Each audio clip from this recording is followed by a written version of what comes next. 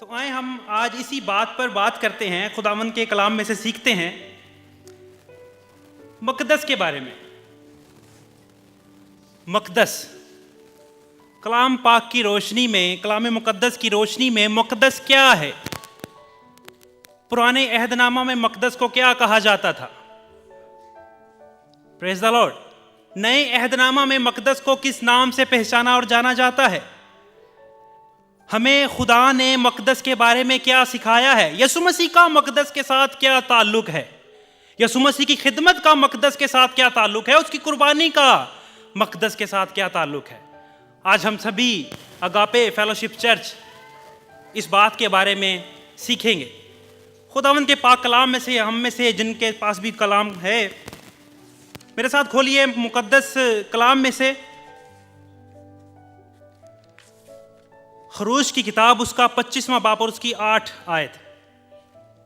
خداوند کے مقدس کلام میں سے خروج 25 باب اس کی 8 آیت میں خداوند کے کلام میں کچھ یوں لکھا ہے کہ اور وہ میرے لیے ایک مقدس بنائیں تاکہ میں ان کے درمیان سکونت کروں۔ اور وہ میرے لیے مقدس بنائیں تاکہ میں ان کے درمیان کیا کروں؟ سکونت کروں، ان کے درمیان رہوں، ان کے درمیان سکونت کروں۔ اب یہ کلام موسیٰ سے کیا گیا، یہ کلام خدا نے موسیٰ سے کیا کہ وہ میرے لیے کیا کریں؟ مقدس بنائیں تاکہ میں ان کے درمیان میں سکونت کروں۔ اب اس بات کا اس آیت میں ایک سوال اور اسی سوال کا اسی آیت میں جواب بھی ہے کہ مقدس کے بنانے کی وجہ کیا تھی؟ میں نے کہا اسی آیت میں اس بات کا جواب بھی ہے۔ مقدس کے بنانے کی وجہ کیا تھی؟ تاکہ خدا ہمارے درمیان کیا کرے؟ سکونت کرے۔ یقیناً خدا نے مقدس بنانے کی وجہ جو ظاہر کی، موسیٰ پر کلام نازل فرما کر یہ کہا کہ مقدس بنایا جائے تاکہ وہ یعنی کہ خدا اپنے لوگوں کے درمیان سکونت کرے۔ جب خدا خود موسیٰ سے ہم کلام ہو جاتا تھا، جب لوگوں کی باتیں خدا کے ساتھ موسیٰ کے ذریعے ہو جاتی تھیں، خدا لوگوں پر، اس وقت کے لوگوں پر گاہے بگاہے ظاہر ہو جاتا تھا، تو پھر مقدس کی کیا ضرورت تھی؟ خدا تو مل ہی جاتا تھا، خدا تو ظاہر ہو ہی جاتا تھا۔ کلام پاک میں گواہی ملتی ہے، کبھی چٹان میں سے ہو کر، کبھی بادلوں کا ستون بن کر، اور کبھی آگ کا ستون بن کر، اور کبھی جھاڑیوں میں۔ خدا انسانوں کے سامنے یعنی کہ موسیٰ کے وسیلہ سے خدا اپنے لوگوں کے ساتھ کلام تو کر ہی لیتا تھا، لیکن مقصد کیا تھا کہ خدا اپنے لوگوں کے درمیان مقدس میں رہے۔ تو لہٰذا آج کے اس عنوان میں جو آیت کو پڑھا گیا کہ مقدس کا بنایا جانا اور مقصد خداوند کا اس مقدس میں رہنا، مقدس میں رہنا مطلب خداوند اپنے لوگوں کے درمیان رہنا چاہتا ہے۔ اب مقدس کو بنانے کا جو مقصد تھا وہ تو ظاہر ہو چکا۔ اب یہ واقعہ کہ مقدس کو یسوع مسیح کے بدن کو مقدس بھی کہا گیا ہے۔ جب ہم کلام کو پڑھتے ہیں تو مقدس یوحنا نبی کی معرفت لکھی گئی انجیل 2 باب کی 19 آیت تک 21 آیت تک ہمیں ایک واقعہ ملتا ہے۔ یوحنا نبی فرماتے ہیں کہ ایک وقت تھا جب یہودی تھے، یسوع مسیح تھے، اور مقدس کے بارے میں جب جاننا چاہا لوگوں نے تو کہا کہ یسوع مسیح سے کہا گیا، جب وہ پکڑے گئے یہودیوں نے کہا کہ ایسا کون سا نشان ہے کہ ہم اس کا تیرا یقین کریں، کوئی ایسا معجزہ دکھا۔ اس نے کہا، یسوع مسیح نے کہا کہ میں کہتا ہوں کہ اس مقدس کو تم ڈھا دو تو میں اسے 3 دن میں کھڑا کر دوں گا۔ انہوں نے کہا کہ 46 سال لگے ہیں اس مقدس کو بننے میں۔ وہ مقدس جو ہیرودیس نے بنایا، 40 سال لگے اس مقدس کو بننے میں، تو کہتا ہے کہ اسے 3 دن میں گرا بھی دے گا اور کھڑا بھی کر دے گا؟ ناممکن ہے۔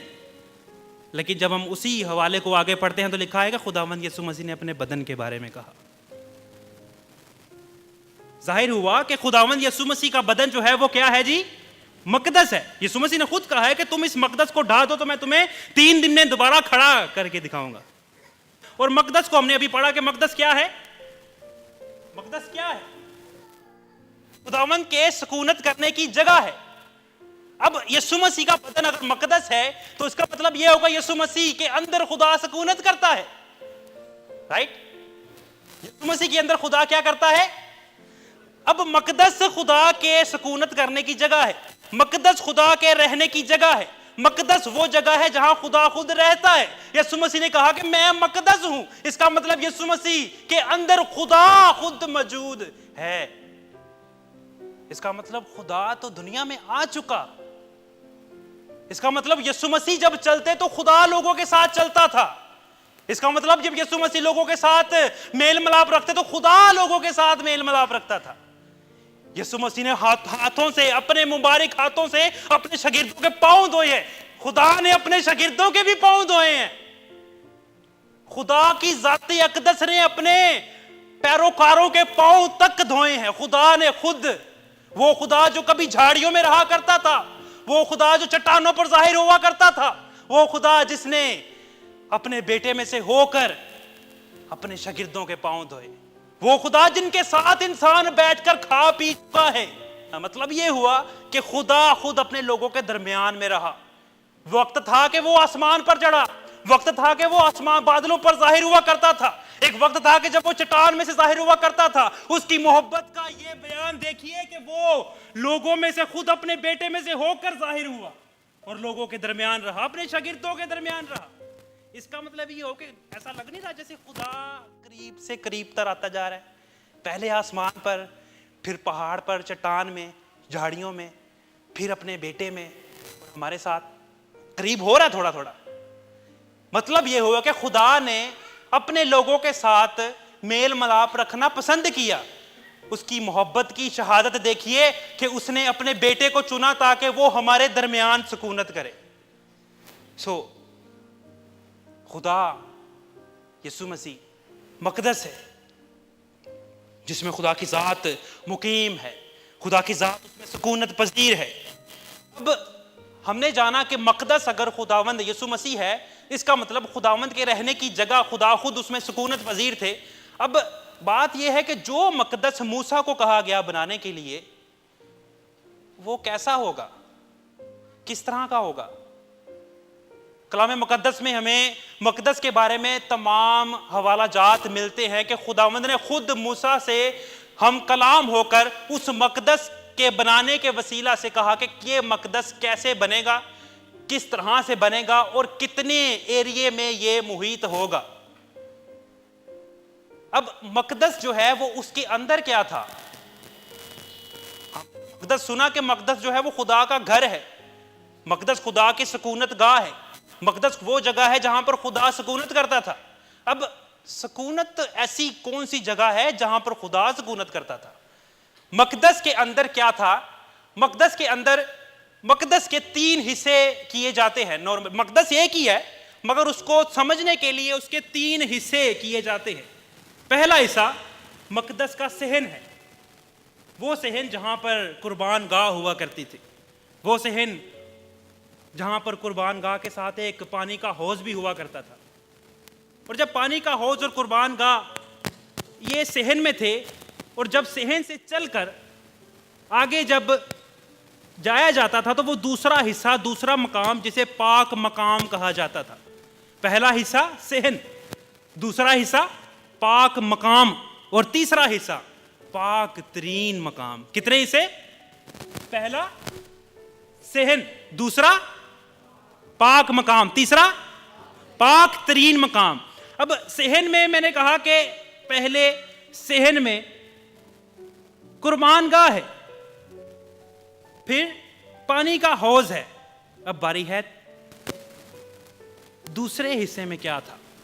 دوسرے حصے میں شریعت کی کتاب کے مطابق پڑھیں تو ہمیں بتایا جاتا ہے کہ دوسرے حصے میں شمعدان تھا، پھر نظر کی روٹیاں تھیں، اور اس کے بعد بخور جلانے کا مذبح تھا، خوشبو جلائی جاتی تھی۔ یہ تھا دوسرا حصہ جہاں پر کاہن ہر روز جا کر نظر کی روٹیاں بھی کھاتا تھا، شمعدان بھی جلاتا تھا، اور بخور تک جلایا جاتا تھا خوشبو کرنے کے لیے۔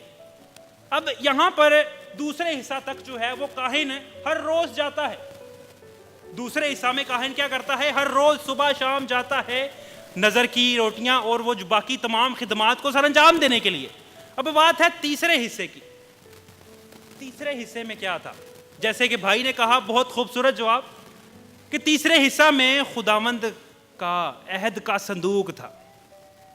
کون سا صندوق؟ عہد کا صندوق. کہاں پہ تھا؟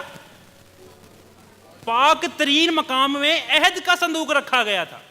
اب بات ایک اور ہے, صحن کو اور دوسرے حصے کو تو ہم الگ کر سکتے ہیں کیونکہ صحن تو کھلے آسمان تلے ہے, اور دوسرا حصہ یعنی کہ چھت کے اندر جیسے ہی ہم انٹر ہوتے ہیں تو وہ پاک مقام ہے. اب پاک مقام اور پاک ترین مقام ایک ہی چھت کے نیچے ہے, لیکن اس کو ہم پارٹیشن کیسے کر سکتے ہیں؟ خداوند کے کلام کے مطابق ہم دیکھیں تو لکھا ہے کہ پاک مقام اور پاک ترین مقام کے درمیان ایک پردہ تھا جو اس پاک مقام کو پاک ترین مقام سے الگ کرتا تھا. پاک مقام میں کاہن ہر روز جایا کرتا تھا اور پاک ترین مقام میں کاہن سال میں ایک بار جایا کرتا تھا. پاک ترین مقام میں کاہن جو ہے وہ سال میں صرف ایک بار جایا کرتا تھا. اب پاک ترین مقام میں ایک عہد کا صندوق تھا. عہد کا صندوق, عہد کے صندوق کے ایک طرف فرشتہ اور دوسری جانب بھی فرشتہ تھا. عہد کے صندوق کے سینٹر میں بالکل درمیان میں ایک کرسی تھی. پاک مقام میں, پاک ترین مقام میں عہد کا صندوق, اور عہد کے صندوق میں ایک اس کے سینٹر میں ایک کرسی اور اس کے دائیں اور بائیں طرف. اب بات ہے کہ عہد کا صندوق جو ہے اس کے اوپر جو کرسی تھی, کلام میں لکھا ہے کہ خداوند کا جلال اس پر ظاہر ہوا کرتا تھا. لوگ دیکھا کرتے تھے, کاہن اس جلال کو دیکھ سکتا تھا. وہ جلال جو خدا کا خود کا جلال تھا. مقدس کے جو مین مقصد تھا وہ کیا تھا؟ خدا کے رہنے, خدا کا رہنا وہ مقصد تھا. اب مقدس کا بننا, خدا کے سکونت گاہ کا بننا اس بات کی علامت تھا کہ خدا اپنے لوگوں کے درمیان سکونت کرنا چاہتا تھا. اب اس کرسی کے اوپر جو عہد کے صندوق کے اوپر تھی, وہ اس کے اوپر خداوند کا جلال صاف نظر آتا تھا. خداوند کا جلال کیا نظر آتا تھا؟ صاف, ہم دیکھ سکتے تھے خداوند کا جلال, خدا کا نور ہم دیکھ سکتے تھے. کاہن دیکھا کرتے بھی تھے. اب بات ہے عہد کا صندوق جس کے اوپر یہ چیزیں تھیں, کرسی تھی, فرشتے تھے, اس کے اندر کیا تھا؟ آمین. خداوند کے کلام کے مطابق ہم پڑھیں تو اس کے اندر 3 چیزیں پائی جاتی ہیں. سب سے پہلی ہارون کا عصا لکھا ہے کہ اس میں ہے. من جو موسیٰ کے دور میں آسمان سے اترا وہ موجود ہے. اور پھر خداوند کے احکام, خداوند کی شریعت, خداوند کے قانون اس خدا کے تخت کے نیچے عہد کے صندوق کے اندر ہیں. اس کا مطلب یہ ہوا کہ خدا کا تخت خدا کے قوانین کے اوپر ہے. خدا کے قانون جو ہیں وہ بنیاد ہیں خدا کے تخت کی. اگر آج ہم خدا کے قوانین مانتے ہیں تو اس کا مطلب یہ ہے کہ خدا ہمارے اندر تخت نشین ہے, کیونکہ خدا کے عہد اور خدا کے تمام قوانین جو ہے وہ خود بنیاد ہیں خدا کے تخت کی. اب یہ تو تھا عہد کے صندوق کا جاننا کہ اس کے اندر کیا ہے اور اس کے اوپر کیا ہے. اور وہ تھا کس جگہ پہ؟ پاک ترین مقام میں. کہاں پہ؟ پاک ترین مقام میں عہد کا صندوق ہے. اب عہد کے صندوق کے پاس یعنی کہ پردے سے اس پار صرف کاہن ایک بار سال میں جایا کرتا تھا. خداوند کے کلام کے مطابق ہم جب اس واقعے کی مزید تشریح کرتے ہیں تو مقدس 3 حصوں پر جیسے میں نے کہا مشتمل تھا. تو بیرونی اور اندرونی میں 2 حصے یعنی کہ پاک مقام اور پاک ترین مقام. اور پاک ترین مقام میں میں نے کہا کہ ہارون کی لاٹھی اور 2 چیزیں کون سی بہنوں میں سے بتائیں گی؟ بالکل 10 کمانڈز, اور تیسری من جو موسیٰ کے دور میں آسمان سے خدا نے اتارا.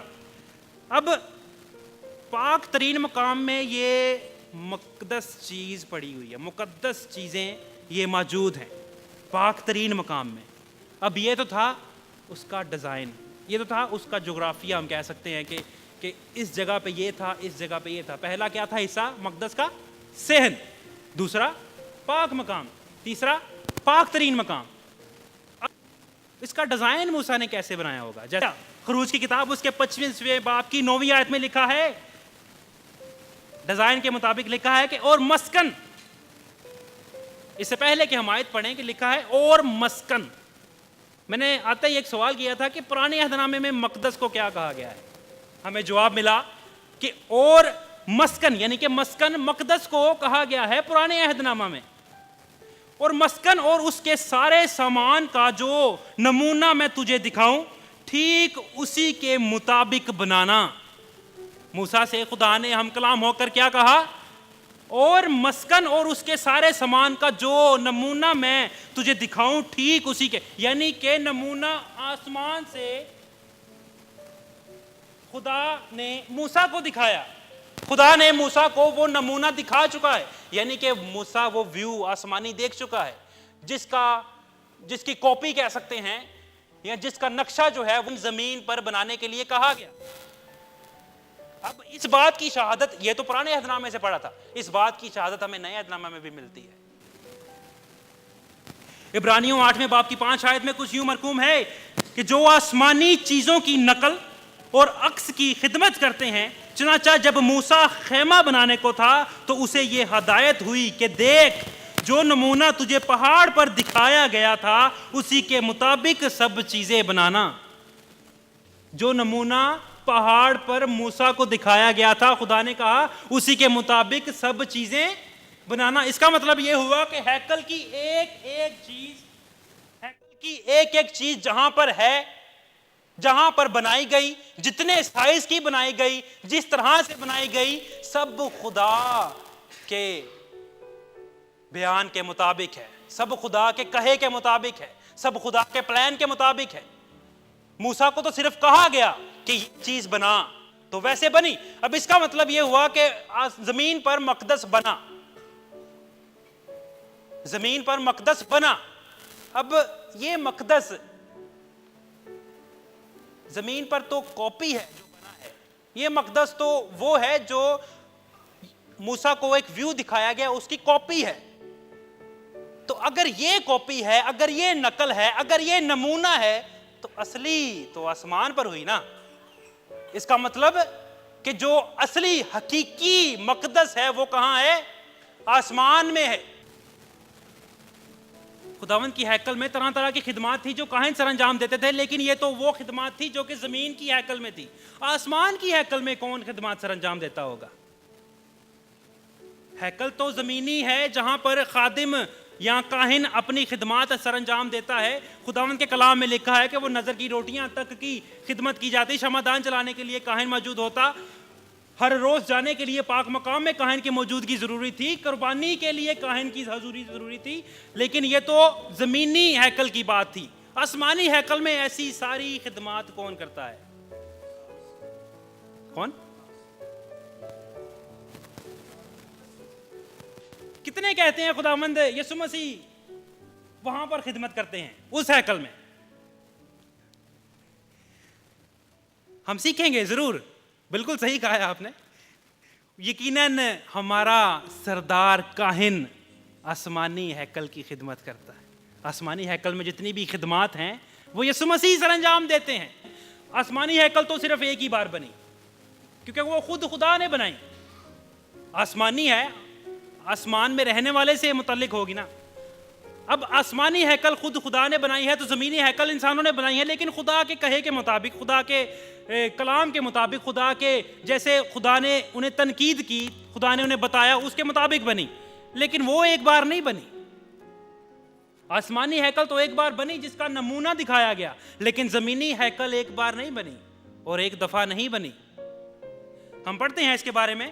زمینی ہیکل 3 بار بنی. سب سے پہلے تو ہم نے دیکھا کہ موسیٰ کو ہدایت ہوئی اور موسیٰ سے خدا نے کلام کیا. موسیٰ سے خدا نے کہا کہ یعنی کہ وہ میرے لیے ایک مقدس بنائے تاکہ میں ان کے درمیان سکونت کروں. یہ وہ ہیکل تھی جو پہلی بار موسیٰ نے بنائی. اس کے بعد داؤد نبی نے خواہش ظاہر کی کہ ہیکل کو بنائے، لیکن وہ نہ بنا سکا. اس کا بیٹا سلیمان، اس نے ہیکل بنوائی. جو پہلی ہیکل تھی جو موسیٰ نے بنوائی تھی وہ 7 مہینوں میں بنی تھی. اس میں پردوں کا کام زیادہ تھا اس لیے جلدی بن گئی. 7 مہینوں میں وہ ہیکل بنی جو موسیٰ نے بنائی. اور جو ہیکل سلیمان نبی نے بنائی اس کو 7 سال لگے بننے میں، کیونکہ وہ پتھروں کی تھی۔ اس کے بعد نہمیہ نبی نے ایک ہیکل بنوائی اسی جگہ پر جس جگہ پر سلیمان نبی نے بنوائی، اور اس کے بعد پھر اسی ہیکل کو یہودیوں نے گرا دیا۔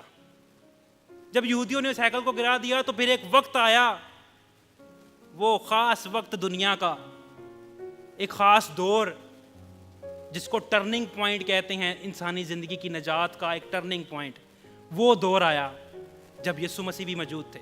ہیرودیس نام کا ایک بادشاہ، کہ ہیرودیس نے اس ہیکل کو بنوایا اسی جگہ پر۔ ہیکل دوبارہ بنی، تیسری بار بنی، چوتھی بار بلکہ۔ پہلی بار کب بنی؟ موسیٰ نے بنائی، دوسری بار سلیمان نے بنائی، تیسری بار نہمیہ نے بنائی، چوتھی بار ہیرودیس نے بنائی۔ اور جو ہیکل ہیرودیس نے بنائی، پتہ ہے اس کو کتنے سال لگے بننے میں؟ 46 سال لگے بننے میں۔ 46 سال جس ہیکل کو بننے میں لگے ہوں گے، وہ ہیکل کیسی خوبصورت ہوگی۔ ہم تو گھروں کے نقشے سال 2 سال میں کمپلیٹ بھی کر لیتے ہیں، لیکن جس ہیکل کو، جس مقدس کو، جس خدا کی سکونت گاہ کو 46 سال لگیں، ضرور اس میں کوئی بات ہوگی۔ ہیرودیس نے جو ہیکل بنائی وہ 46 سال میں بنی، اور 5ویں ہیکل کا ذکر جو ہے وہ ہیکل زمین میں نہیں ہے۔ 5ویں بار کی جو ہیکل ہے اس کا ذکر صرف تخیلاتی ہے۔ مقدس حزقیل نبی کی کتاب کے بارے میں ہم شاید سبھی جانتے ہیں، اس کو پڑھیں تو وہاں پر بار بار ہیکل کا ذکر ملتا ہے، لیکن وہ ہیکل صرف تخیلاتی ہے، ذکری ہے، تصوراتی ہے۔ اور 6ٹھی ہیکل اور سب سے پہلی ہیکل، آسمانی ہیکل، 6 ہیکل کا ذکر ہے کلام مقدس میں۔ اب اصل میں ہیکل ہیں کتنی؟ اصل میں 2 ہیکل ہیں، 2 مقدس ہیں، ایک آسمانی ہے اور ایک زمینی ہے۔ زمینی مقدس کی خدمات کاہن سر انجام دیتے تھے، اور آسمانی ہیکل کی خدمات ہمارا اور آپ کا خداوند یسوع مسیح خدمات سر انجام دیتے ہیں۔ اب ہیکل آسمانی اور زمینی، ان میں صرف خدمات کرنے والے جو ہیں وہ بدلے ہیں، لیکن نقشہ ان کا بالکل سیم ہے، ایک جیسا ہے۔ زمینی جو ہیکل ہے، پتہ ہے آپ کو، زمینی ہیکل میں جب بھی اس وقت کوئی بھی گناہ کرتا، شریعت کے مطابق جتنے بھی گناہ کیے جاتے تو وہاں پر اسی ہیکل میں قربانی کی جاتی تھی۔ صحن میں کیا تھا؟ قربان گاہ تھی، اور قربان گاہ میں ظاہری بات ہے قربانی ہوتی ہے۔ اور زمینی ہیکل جو تھی اس میں کاہن کیا کرتے تھے، جب بھی کسی سے کوئی خطا ہوتی، جب بھی کسی سے کوئی غلطی ہوتی، جب بھی کسی سے کوئی گناہ ہوتا، تو وہ کیا کرتے؟ ایک بھیڑ کو خدا کے حضور میں لے آ جاتے، اور کاہن اس کو ذبح کرتے، اور پھر وہی کاہن اسی بھیڑ کو، اسی برے کو ذبح کرتا اور اس کا خون ہیکل میں چھڑکتا تھا۔ کیا تھا یہ سمجھا جاتا تھا کہ یہ بھئی ہمارے گناہوں کا کفارہ اس برے کے خون سے ہو چکا۔ یہ زمینی ہیکل کی بات ہے۔ زمین میں جو ہیکل تھی اس میں اپنے گناہوں کا اقرار کرنے کے لیے لوگ اپنے ایک برے کو ہیکل میں لے کر آیا کرتے تھے، اور جب برے کو ہیکل میں لے کر آیا کرتے تھے تو اس کو ذبح کیا جاتا تھا، اور پھر کاہن جو تھا وہ اس خون کو اس ہیکل میں پاک مقام میں لے کر جاتا اور چھڑکتا تھا۔ قربانی تو بار بار کی جاتی تھی، خداوند کے کلام میں سے ہم دیکھتے ہیں، خداوند کے کلام میں ہمیں قربانی کے بارے میں ذکر ملتا ہے کہ قربانی تو وہ لوگ بار بار کر کے لے کر آتے اور اپنے گناہوں کی بخشش کروا لیتے تھے، اور اسے خطا کی قربانی کہا جاتا تھا۔ لیکن آسمان کی ہیکل میں کتنی بار قربانی ہوتی تھی؟ زمین کی ہیکل میں تو بڑی ہی قربانی ہوتی تھی، بڑے سارے لوگ تھے۔ آسمان کی ہیکل میں کتنی بار قربانی ہوئی؟ کیونکہ یہ تو زمینی ہیکل کے زمینی کاہن نے جو تھی وہ خدمات سر انجام دی، اور اس میں یہ حصہ تھی کہ وہ برا جو ہے وہ ذبح کیا جاتا۔ لیکن آسمان کی ہیکل میں کون سا برا ذبح ہوا؟ یسوع مسیح۔ آسمان کی ہیکل میں ایک ہی برا ذبح ہوا، اور ایک ہی بار ہوا، اور ایک ہی بار ذبح ہو کر اس نے تمام تر باتیں پوری کر دی ہیں۔ ہم کلام مقدس میں سے پڑھتے ہیں، عبرانیوں کے نام، خداوند یسوع مسیح کے کلام میں سے عبرانیوں 8ویں باب کی پہلی اور دوسری آیت، خداوند کے کلام میں لکھا ہے کہ اب جو باتیں ہم کہہ رہے ہیں ان میں سے سب سے بڑی بات یہ ہے، سب سے بڑی بات یہ ہے کہ ہمارا ایسا سردار کاہن ہے جو آسمانوں پر کبریا کے تخت کی داہنی طرف جا بیٹھا اور مقدس اور اس حقیقی خیمہ کا خادم ہے جسے خداوند نے کھڑا کیا ہے، نہ کہ انسان نے۔ ابھی ہم نے ذکر کیا کہ کاہن جو زمینی ہیں وہ زمینی ہیکل کی خدمات سر انجام دیتے ہیں، اور آسمانی ہیکل جس کو خدا نے خود تخلیق کیا ہے اس کا کاہن کون تھا؟ یسوع مسیح۔ کلام مقدس میں ہمیں یہ بات ملتی ہے کہ سب سے بڑی بات یہی ہے کہ خدا نے خود جسے کھڑا کیا وہی ہے جو آسمانوں پر کبریا کی داہنی طرف جا بیٹھا ہے اور مقدس اور اس کے حقیقی خیمہ کا خادم ہے۔ حقیقی خیمہ، موسیٰ کے دور میں جب مقدس بنایا گیا تو خیمہ اجتماع اس کو نام دیا گیا، اور اسی خیمہ اجتماع کے نام سے ہم نے یہاں پر یہ پڑھا ہے کہ خیمہ یعنی کہ حقیقی خیمہ کا خادم ہے، کاہن نہیں بلکہ سردار کاہن۔ کون ہے؟ یسوع مسیح۔ سردار کاہن یسوع مسیح ہے، اور اس کے وسیلہ سے خدمات سر انجام ہوئیں۔ اور کیا ہوا کہ ابھی ہم نے قربانی کا ذکر کیا، عبرانیوں 9 باب کی 11 اور 12 آیت میں ہمیں قربانی کے بارے میں ملتا ہے کہ لیکن جب مسیح آئندہ کی اچھی چیزوں کا سردار کاہن ہو کر آیا تو اس بزرگ تر اور کامل تر خیمہ کی راہ سے جو ہاتھ کا بنا ہوا یعنی اس دنیا کا نہیں، اور بکروں اور بچھڑوں کا خون لے کر نہیں بلکہ اپنا ہی خون لے کر پاک مقام میں ایک ہی بار داخل ہوا اور ابدی خلاصی کرائی۔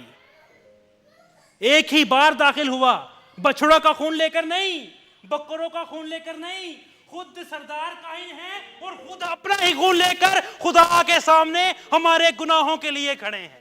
خود خداوند یسوع مسیح، یعنی کہ برہ وہ خود ہے، سردار کاہن بھی وہ خود ہیں، اور جس کا خون وہ لے کر خداوند کے سامنے پیش ہوتے ہیں وہ خود برہ اپنے ہی وسیلہ سے خداوند سے ہمارے گناہوں کی معافی کے لیے پیش ہوتے ہیں۔ مقدس کے بارے میں جاننا یسوع مسیح کی خدمات کے بارے میں جاننا بھی ہو سکتا ہے، کیونکہ مقدس کی جتنی بھی خدمات ہیں یسوع مسیح کے ساتھ جڑی ہوئی ہیں، یسوع مسیح کی قربانی کے ساتھ جڑی ہوئی ہیں۔ اب ہم نے پڑھا ہے کہ ایک ہی بار ایک ہی برہ ذبح کیا گیا، ایک ہی قربانی ہوئی۔ اس کا مطلب یہ ہوا کہ اگر ہم آج قربانی کرتے ہیں، اگر آج ہم برے کی، بکرے کی، بچھڑے کی قربانی کرتے ہیں تو اس بات سے انکار کرتے ہیں کہ یسوع مسیح ہمارا نجات دہندہ ہے، کیونکہ ایک ہی بار اس نے خود قربان ہو کر باپ کے سامنے اپنے خون کو پیش کیا سردار کاہن بن کر، تاکہ ہمارے گناہوں کی خلاصی کرا سکے، تاکہ ہمارے گناہوں کو مٹا سکے، تاکہ ہمارے گناہوں کو ایک دفعہ ختم کر سکے اور ہمیں پاک کر سکے۔ یہ سب ہمیں پاک کرنے کے لیے، ہمارے گناہوں کو بخشنے کے لیے کیا گیا۔ یہ سارا پروگرام جو تھا، ہیکل کا بنانا، یسوع مسیح کا دنیا میں آنا، خداوند کا یسوع مسیح میں سکونت کرنا، اس کا ہمارے درمیان میں رہنا، اس کا ہمارے درمیان میں کھانا پینا، اس کا ہمارے درمیان میں یہاں تک کہ معجزے دکھانا، یہ ساری باتیں ہمارے ساتھ بھی جڑی ہوئی ہیں، ہماری جو خدا کی ہمارے ساتھ جو محبت ہے اس کے ساتھ جڑی ہوئی ہیں۔ اب ہمیں ایک اور بات کو سمجھنا ہے، جیسا کہ ہم نے کہا کہ آج خداوند کہاں رہنا چاہتا ہے؟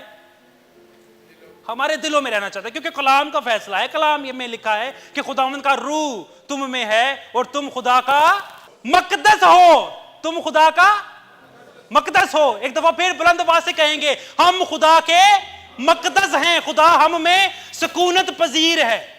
اس بات کی گواہی ہمیں کیسے ملتی ہے؟ آخری بات، کلام کو ختم کریں گے، اس بات کی گواہی ہمیں کیسے ملتی ہے کہ خداوند ہم میں ہے؟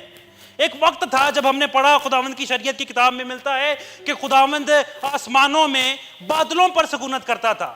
کلام میں لکھا ہے کہ خدا بادلوں میں سے ہو کر اپنی قوم کے ساتھ ہم کلام ہوا کرتا تھا، ان کی سپورٹ کرتا تھا، ان کی مدد کرتا تھا، ان کے ساتھ باتیں کرتا تھا۔ آگ کا ستون بن کر بھی خدا ان پر ظاہر ہوا، چٹان میں سے ہو کر بھی خدا ان پر ظاہر ہوا۔ کلام میں لکھا ہے کہ نبیوں میں سے ہو کر بھی خداوند نے اپنے لوگوں کا ساتھ دیا، یعنی کہ گاہے بگاہے، وقتاً فوقتاً خداوند نے، خدا باپ نے اپنے لوگوں کے درمیان آ کر اپنے لوگوں کی مدد کی، اپنے لوگوں کی مدد کی۔ اور ایک وقت آیا کہ یسوع مسیح کو بھیجا گیا۔ ابھی تک خدا کہاں ہے؟ ہم نے پڑھا جھاڑیوں میں بھی خدا تھا، چٹان میں خدا تھا، آگ میں خدا تھا، بادلوں میں خدا تھا۔ ایک وقت آیا کہ خدا اپنے بیٹے میں تھا، ایک وقت آیا خدا اپنے بیٹے میں، کیونکہ بیٹے نے خود کہا ہے کہ میں مقدس ہوں، اور مقدس کا مطلب ہے خداوند کی سکونت کی جگہ، یعنی کہ بیٹے کے اندر خدا کی ذات خود ہے، خدا باپ خود بیٹے میں ہے. اسی لیے تو بیٹے نے کہا کہ جس نے مجھے جانا اس نے باپ کو جانا، جس نے مجھے دیکھا اس نے باپ کو دیکھا، کیونکہ وہ اور باپ ایک ہیں. کلمہ مجسم ہوا اور وہ ہمارے درمیان رہا، اور اس نے ہمارے درمیان رہ کر تمام معجزے دکھائے. یعنی کہ یسوع مسیح کے آنے تک خدا کی ذات اقدس زمین میں ہے. جب یسوع مسیح چلے گئے، یسوع مسیح نے اپنے ایک آپ کو قربان کر دیا، آسمان پر چلے گئے، تیسرے دن جی بھی اٹھے، پھر دوبارہ آسمان پر چلے گئے. اب خداوند کہاں ہے؟ اب خدا کہاں ہے؟ خدا باپ اب کس جگہ پر سکونت پذیر ہے؟ بے شک ہمارے اندر ہے. کیسے؟ اس بات کی گواہی، اس بات کی شہادت ہمیں کیسے ملتی ہے؟ اناجیل میں ہی ہمیں اس بات کی شہادت ملتی ہے کہ یسوع مسیح کے ذریعے سے ہی آج خداوند ہمارے اندر ہے. کیسے؟ آپ کو یاد ہوگا یسوع مسیح کی قربانی کا واقعہ، یسوع مسیح کی موت کا ذکر. یسوع مسیح کی موت جب یعنی کہ صلیبی واقعہ جسے ہم کہا جا سکتا ہے کہ اناجیل میں ہم سبھی اس انجیلی واقعے سے واقف ہیں. جب خداوند یسوع مسیح نے اپنی جان دی تو کچھ چیزیں، کچھ واقعات رونما ہوئے، جن میں سے ایک واقعہ کیا تھا؟ سب سے پہلے ہم یہ جانتے ہیں کہ ہم نے کیا پڑھا؟ پاک مقام اور پاک ترین مقام میں ایک چیز تھی جو پاک مقام کو پاک ترین مقام سے الگ کرتی تھی. وہ کیا تھی؟ ایک پردہ تھا. اور وہی پردہ تھا جب ہیکل میں لگایا جاتا تھا تو پاک مقام کو پاک ترین مقام سے الگ کرتا تھا. اس کی وجہ کیا تھی؟ کیونکہ ہیکل میں عہد کا صندوق جو تھا وہ پاک ترین مقام میں تھا، اور پاک ترین مقام میں عہد کے صندوق کے اوپر خدا کا جلال تھا، اور خدا کے جلال کے اور پاک مقام کے درمیان میں پردہ تھا. لیکن جب یسوع مسیح کی موت ہوئی، تو لکھا ہے کہ ہیکل کا پردہ اوپر سے نیچے تک پھٹ گیا، اور ہمارے درمیان اور باپ کے درمیان کا فاصلہ ختم ہو گیا. آمین. ہمارے درمیان کا اور باپ کے درمیان کا فاصلہ کس نے ختم کیا؟ خداوند یسوع مسیح کی موت نے. اگر خداوند یسوع مسیح کی موت ہمیں باپ سے ملا سکتی ہے تو خداوند یسوع مسیح کی زندگی کیا کرے گی ہمارے لیے؟ اس کی موت ہمیں باپ سے ملا سکتی ہے تو اس کی زندگی ہمارے لیے کیا کر سکتی ہے؟ خداوند کے کلام میں سے ہم دیکھتے ہیں کہ خداوند یسوع مسیح کی موت کا ذکر جب ملتا ہے تو ہم نے یہ جانا کہ خداوند یسوع مسیح کی موت جو ہے وہ ہمیں باپ سے ملاتی ہے. ہم کیا پڑھنے والے ہیں کہ یسوع مسیح کی موت اگر ہمیں باپ سے روبرو کروا سکتی ہے تو یسوع مسیح کی زندگی کیا کرے گی؟ رومیو 5 باب کی 10 آیت میں لکھتے ہیں، کیونکہ جب باوجود دشمن ہونے کے خدا سے اس کے بیٹے کی موت کے وسیلہ سے ہمارا میل ہوا. بیٹے کی موت کے وسیلہ سے ہمارا کیا ہوا؟ میل ہوا. تو میل ہونے کے بعد تو ہم اس کی زندگی کے سبب سے ضرور ہی بچیں گے. آمین. بچیں گے. آمین. آج ہمیں خداوند یسوع مسیح کی موت نے خدا باپ سے رونما کروایا ہے، روبرو کروایا ہے، اس سے میل کروایا ہے، اسے اس کے درمیان اور ہمارے درمیان کا فاصلہ ختم کیا ہے. لیکن اس کی زندگی نے آج ہمیں ابدی زندگی عطا کی ہے، آج ہمیں گناہوں سے پاک کیا ہے، آج ہماری روح کو ابدی زندگی بخشی ہے.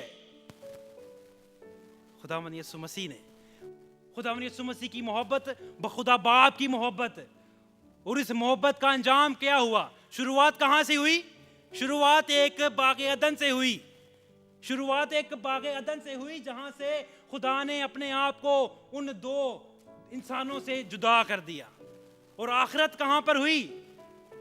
خداوند یسوع مسیح کی موت نے ہمیں اسی باپ سے دوبارہ ملا دیا. ایک وقت تھا جب خدا باپ ان کے پاس لکھا ہے ٹھنڈے وقت میں آیا کرتا تھا، ان سے باتیں کیا کرتا تھا. لیکن ایک وقت آیا کہ وہی باپ ان سے باتیں کرنا بند ہو گیا، یہاں تک کہ ان کو اس باغ سے نکال دیا گیا. یعنی کہ ہمارے اور باپ کے درمیان فاصلہ بن گیا، اور وہ پردہ اسی بات کی علامت تھا. آج ہیکل میں وہ پردہ نہیں ہے، آج ہیکل ہی نہیں ہے، آج زمین میں ہیکل ہی نہیں ہے. کیوں؟ کیونکہ آج خدا ہیکل میں نہیں رہنا چاہتا. آج خدا کسی زمینی مقدس میں، ہاتھ کے بنائے ہوئے مقدس میں نہیں رہنا چاہتا. آج خدا خود ہمارے اندر رہنا چاہتا ہے. ہمارے بارے میں لکھا ہے کہ تم خدا کا مقدس ہو. آج خدا ہمارے اندر رہنا چاہتا ہے. مقدس کی تعلیم کو جاننا بڑا ضروری ہے میرے عزیز. خداوند یسوع مسیح کی خدمت ہمیں یہ بتاتی ہے کہ مقدس جو ہے وہ خداوند یسوع مسیح کی خدمت سے، خداوند یسوع مسیح کی قربانی سے، خداوند یسوع مسیح کی محبت سے بھرا پڑا ہے. اس کے بارے میں جاننا جو ہے وہ بھرا پڑا ہے. خداوند یسوع مسیح کی خدمت کو جاننا اور مقدس کی تمام تعلیم کو جاننا اور خداوند یسوع مسیح کی محبت اور اس کے نجات کے منصوبے کو گہرے طریقے سے سمجھنا، اس کے لیے ضروری ہے کہ ہم مقدس کے بارے میں جانیں۔ حیات کہ مقدس بنایا گیا تاکہ خدا سکونت کرے وہاں پر جہاں پر ہم ہیں، ہمارے درمیان میں رہے۔ کہاں پر خدا کی حضوری ہے؟ اور جو 2 یا 3 ہیں وہ کون ہیں؟ وہ میں اور آپ ہیں۔ جہاں پر میں اور آپ جمع ہوں گے وہاں پر خدا ہوگا، کسی حال میں نہیں ہے، کسی گرجے میں نہیں ہے۔ آج ہمارا دل، ہم خود خدا کا مقدس ہیں، خدا ہمارے اندر رہنا چاہتا ہے۔ ہم اپنے آپ کو خدا کا مقدس بنا کر پیش کریں۔ آئے ہم سبھی خداوند کے کلام کے لیے اور خداوند کے کلام کی شکر گزاری کے لیے اپنے سروں کو جھکائیں۔ خداوند آپ سب کو برکت دے۔